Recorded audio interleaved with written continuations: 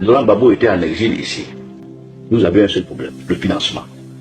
On n'avait personne pour nous financer contre le grand problème. Dit averti. Donc convaincu Compaoré de financer le FPI. Donc Blaise Compaoré qui donnait 20 millions de francs CFA, parce que j'étais conseiller là-bas, il donnait 20 millions de francs CFA à partir du mois de janvier 89 au FPI de Laurent Gbagbo. Donc Blaise Compaoré a financé le FPI de 1989 jusqu'à l'an 2000. Alors, les amis, pourquoi j'ai mis cette vidéo? Parce que j'aimerais justement qu'ensemble, on puisse réfléchir sur cette histoire de la rébellion. Parce que depuis la sortie de Charles Blé Goudé, ça fait pratiquement 4-5 jours aujourd'hui qu'on n'a pas encore vu des démentis de la part de M. Laurent Gbagbo et de ses acolytes. Parce que hier samedi, le président Laurent Gbagbo s'est exprimé. Il n'a pas branché sur cette affaire. Alors, moi, je veux aller en profondeur. On vient d'écouter à l'instant Bernard Doza, un ancien conseiller du président Blaise Compaoré. Il a dit que le président Laurent Gbagbo recevait 20 millions de francs CFA de 89 à 2000, soit 11 ans. Est-ce que ce que M. Doza a donc dit tout à l'heure est vrai? Nous allons écouter le président Laurent Gbagbo lui-même à côté du président Blaise Compaoré. Écoutons ce qu'il a dit.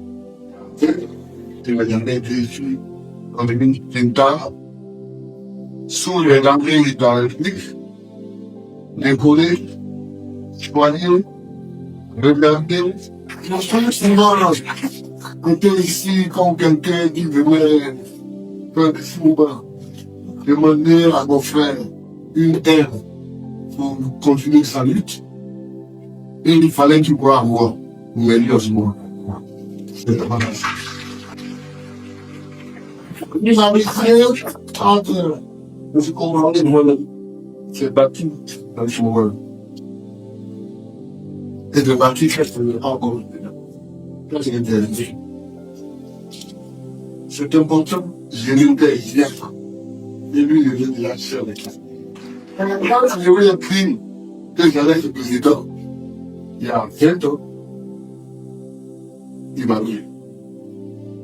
Et c'est ça qui fait de nous sommes connus. Il m'a aidé financièrement. Il m'a aidé financièrement et c'est ça qui fait que nous sommes amis. 11 ans de financement.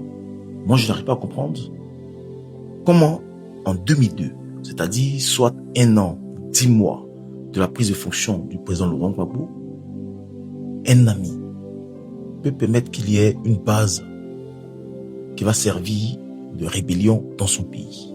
Parce que M. Laurent Gbagbo a tous dit ici qu'il sait qu'il y a une base de rébellion au Burkina Faso, dans le pays de son ami, qu'il a aidé financièrement à venir au pouvoir et qui n'a rien fait pour que cette rébellion-là ne puisse pas entrer en Côte d'Ivoire. C'est la question que je me pose. Et comment ce Guillaume, à l'époque, n'ayant même pas les moyens, est-il devenu subitement le chef de la rébellion? Et on sait tous que ce Guillaume n'avait aucune acquaintance avec le président Alassane Ouattara, alors que Charles Blé Goudé, ne connaissant même pas Laurent Gbagbo, a connu le président Laurent Gbagbo grâce à ce Guillaume, qui lui était le poulet de Laurent Gbagbo. Blé Goudé nous explique ici. On écoute ça. Merci. Et Gbagbo, comment tu l'as rencontré, le président Gbagbo aujourd'hui? Comment tu l'as rencontré? Dans quelles circonstances vous avez fait connaissance? Mais il faut l'avouer, c'est Soro Guillaume pour la première fois m'a présenté le président Gbagbo. Nous étions en 98, à la veille du congrès de la FIS, où Soro Guillaume voulait faire que le président Gbagbo fasse pression sur moi pour que je me retire la candidature. Tu ne le connaissais pas du tout? Je ne le connaissais pas du tout, j'attendais parler de lui, comme tout le monde, je le voyais dans les meetings, dans les grands meetings. Comment le président Alassane Ouattara, un homme qui est accusé de financer la rébellion, d'avoir organisé la rébellion, a voulu être abattu chez lui à domicile. Quand on sent qu'on va faire une rébellion, on prend les dispositions sécuritaires. Alors comment lui, qui a organisé une rébellion, qui a financé une rébellion, et qui savait que cette rébellion allait passer à l'acte, a voulu se faire assassiner à son domicile? Je ne comprends pas, les amis. Est-ce que quelqu'un peut m'expliquer? C'est-à-dire, je crée une rébellion, et moi-même qui suis l'instigateur de cette rébellion, on veut m'assassiner jusqu'à ce que je saute une clôture de mon âge de près de 60 ans. Je n'arrive pas à comprendre.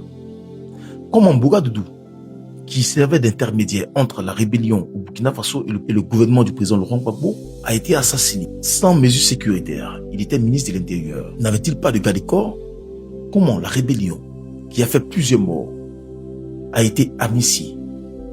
Quand on sait que l'amnistie couvre tous les crimes et l'amnistie efface toute procédure judiciaire contre les personnes qui ont été ceux qui ont assassiné. Et comment se fait-il que la crise ivoirienne ayant eu plusieurs accords, Marcoussi, Kléber, Pretoria, et c'est à Ouagadougou finalement qu'on décide qu'il y ait une loi d'amnistie et qu'il y ait un désarmement à Ouagadougou entre trois personnes, le président Laurent Gbagbo, le chef rebelle Soro Guillaume et le président du Burkina Faso, Blaise Compaoré. Trois personnes réunies autour d'une table qui décident donc qu'il y ait une amnistie qui efface tous les crimes de la rébellion. Le Burkina Faso, à Ouagadougou, où donc la rébellion a eu lieu, où donc la rébellion s'est préparée pour attaquer la Côte d'Ivoire. C'est là-bas qu'on trouve une finalité, un aboutissement des accords qui doit conduire au désarmement. L'un des accords de Ouagadougou. Mais un désarmement, lorsqu'il est prononcé, crée l'énervement dans le camp du président Laurent Gbagbo. Pourquoi? On se pose la question. Pourquoi le président Laurent Gbagbo ne voulait-il pas de désarmement? Alors que ce désarmement survient d'un accord de Ouagadougou. L'un des accords était donc le désarmement, ensuite l'amnistie et les élections. On a eu les élections, on a eu l'amnistie. Mais pourquoi pas le désarmement? À qui a donc profité cette rébellion? Parce que dans tout le processus de cette rébellion, en aucun cas, on voit le président Alassane Ouattara apparaître, à part le fait que Kone Zakaria ait dit à Korogo qu'ils ont pris les armes à cause du président Alassane Ouattara. Mais c'est trop facile. Guy Robert était à Kabakouma lorsque des jeunes soldats ont fait un coup d'État pour enlever le président Rikonon Betty. Guy Robert ne savait pas ce qui se préparait. Il n'avait aucune connaissance de ce coup d'État. Et un bon matin, ils sont allés chercher à Kabakouma de force pour être le président de Côte d'Ivoire. Donc ce qui veut dire qu'ils ont fait le coup d'État pour le général Guy Robert, qui lui à son tour ne savait même pas. Donc quand Kone Zakaria nous dit qu'on a pris les armes pour le président Alassane Ouattara et que par derrière le président Alassane Ouattara dit qu'il n'a jamais vu Kone Zakaria, on peut s'interroger. À qui a profité cette rébellion? Parce que M. Laurent Gbagbo a acheté une villa de 2 milliards pour Soro Guillaume, qui par la suite a été arraché par le président Alassane Ouattara.